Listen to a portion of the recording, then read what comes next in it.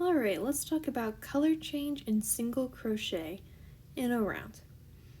So this is my last round of yellow, so I'm going to go all the way up into my very last stitch. For my last stitch, I'm going to insert my hook, yarn over and pull through, just like the beginning of a normal single crochet. But instead of yarning over in yellow, I'm going to put on my new color. And as you can see, the last stitch is finished in yellow, but the top part, my beginning of my next stitch, is going to be in blue. I like to make sure I do another stitch right away just so it kind of locks it into place, and you can tighten it and kind of play around with it, but make sure you don't slide it all the way through. And then you could just go on single crocheting like normal.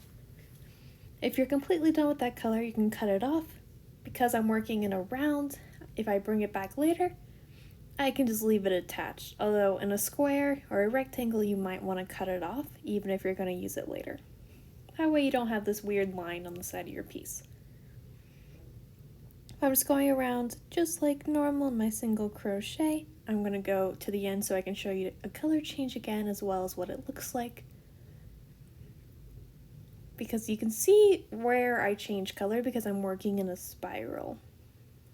Although you can see it, I prefer to work in a spiral. I find it easier, and overall, not a big deal to color change like that, because there's always a bottom or a back to a piece.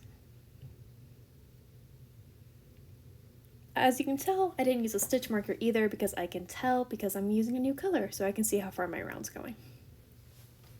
To show color change again in my last stitch, I'm going to insert, yarn over, and pull through, so I have 2 loops on my hook. I'm going to pick up my yellow from the back, and then pull through. I yarned over and pulled through just like normal, and then I'm going to do a few stitches just to lock it in place. And as you can see, there's like a little stagger. I'm done with my blue, so I'm going to cut it off. If you want, you can put a square knot on it, just to make sure it's nice and secure. You'll find out through my videos I always go with a secure option. Just make sure you don't pull too tight so it doesn't mess it up. And that's how you color change in single crochet in a round.